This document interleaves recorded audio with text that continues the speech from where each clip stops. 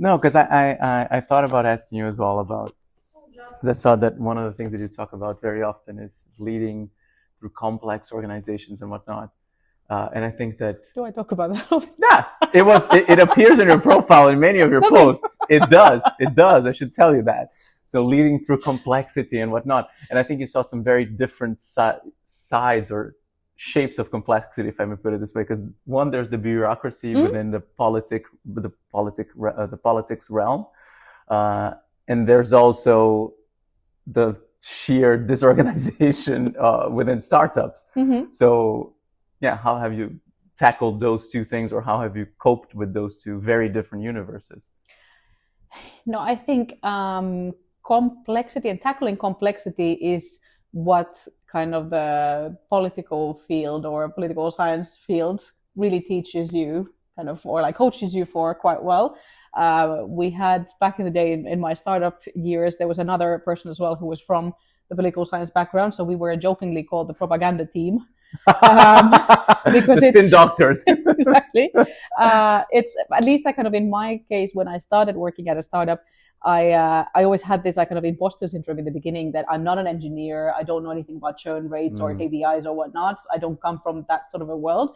But what I am very good at is kind of maneuvering with people and handling the kind of the complexity, understanding bigger these sort of concepts and understanding kind of why something is happening and how it resonates with something else. So I think that is like kind of one of the things that typically women do quite well. I think that's why we should have more women in this field, because women are quite more diplomatic and more sensitive to people's like kind of maybe feelings and how the vibes are and, you know, how things are going, and like kind of understanding people on a deeper level in that sense. But I think also definitely like kind of the background of like working with people typically helps.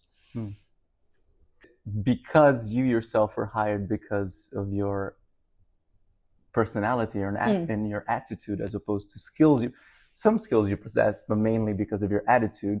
I love the fact that it has shaped how you now see, how hiring should be done and how startups and companies should be operated.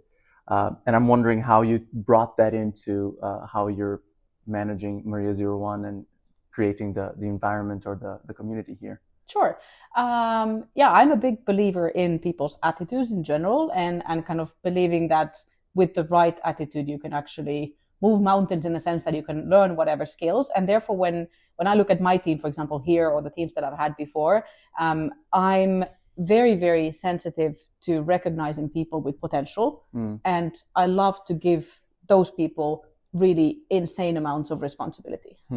So very often, I think I've been in a situation, both here and before as well, that I've had people kind of working for me that have then themselves felt a bit like almost insecure, that like, are you really sure that I can take over this whole thing? Or like, you know, that can I kind of take, this is a very big thing to, you know, be in charge of. And you like, go for it. Exactly. And I think that is one of the things that like was given to me when I was working in that startup where I was before. And I think that's something that I always want to kind of test with people as well, because I would only do that if I already kind of had a lot of faith in those people. And I really have a lot of trust that you can do this. And typically people have this very kind of huge sense of accomplishment when they are given a big task and then they're able to execute it. And the feeling kind of that you can see how happy they feel when they actually succeed in that, which I knew that they would. But when having been through it before. Exactly. So when they do succeed at that, so then the sense of accomplishment that they get is just amazing, and how they're able to grow. And I very personally, I very much like enjoy seeing how people around me are able to grow in their roles. And that's something that I love, like kind of fostering as well, because the attitude really matters. Yeah, and I love the fact that you're giving back in a sense, because that was the opportunity you had and you're paying it forward, right? The fact that you want to make Maria01 more international, more well-known, etc., which you mentioned before. I'm wondering what you're hoping to gain for the Finnish startup ecosystem. I can give you an example. I would rather ask the question regarding Brazil, because I know that we spoke a great deal about this when I was doing my selection process, about, you know, what I could learn from the Finnish ecosystem and so on and so forth. But what's your hope that international founders might bring to the Finnish ecosystem that perhaps it could learn from? No, I think so many things. I think really the whole aspect of just showing the Finnish ecosystem kind of how things are done around the world. I think we Finnish people have the tendency of often just being a bit more kind of inward looking, or feeling that things how they're done here, that's the kind of the level that we're aiming for. But I really believe that if we're only building for each other here or building with each other, we're kind of missing out on the speed and the drive and what's going on out in the world. So I think the fact that we have people from outside coming to build in Finland is hugely beneficial for the Finnish founders as well, because then they're able to see kind of how fast the world is moving around us and what sort of solutions are there and what's the competition really. Like that's one of the reasons why, for example, in the beginning when I started here, I wanted to open most of our events for externals, as in like other Finnish founders who are not members of Maria, but then also, of course, internationals and so forth. So, for example, our pitching competition that is now taking place in June, that originally was just a pitching day for the Maria members. It was internal. It was internal fully, not a competition either. I'm a very strong believer in competition. I think people should compete more.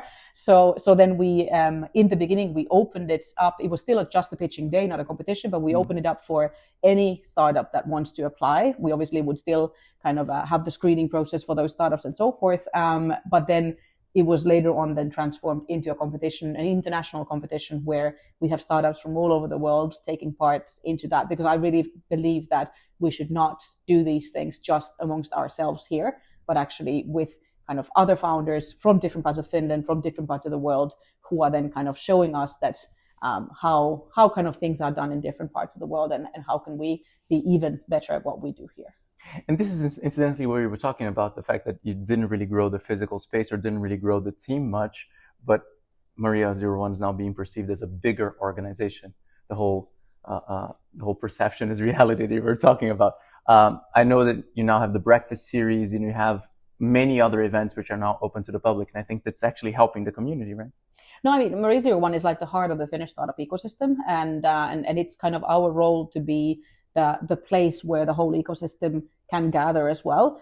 So therefore, I think everything that kind of we do needs to be as visible as possible.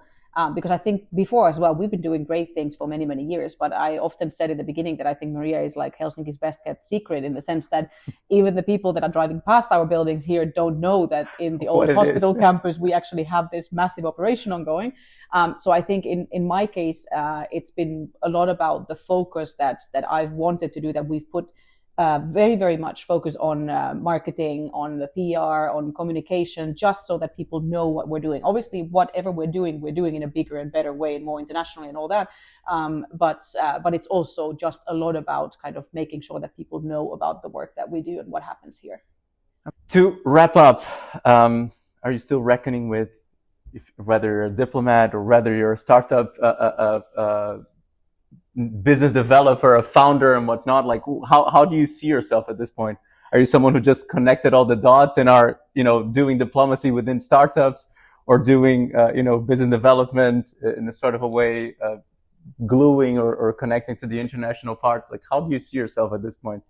Well, I think the public sector card is something that I, ever since I joined that first startup, for many years, every single year when the diplomat course at the Foreign Ministry was opening, I was always like of course, receiving notifications about that and was like looking into it. And I noticed myself pushing it like year on year, that like, I'm not going to apply this year because it's so much fun that I'm doing right now, but maybe next year then. And then at some point I just gave up on the thing that I'm not going to go back to that field.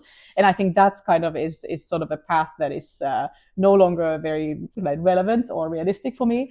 But then when it comes to the future, I mean, I really am the kind of a person that I typically want to think that I'll jump into a new opportunity when one arises. And I think most of the good things in my life have happened that way. So really hard to say where I'll be in 5 years. Maybe I'm still leading Maria or doing something else. But I think most likely working at least with the growth companies and the startups and innovation ecosystems, because that's really where I found my big passion. And I think this is a field that moves so fast that it, at least for me personally, works really well.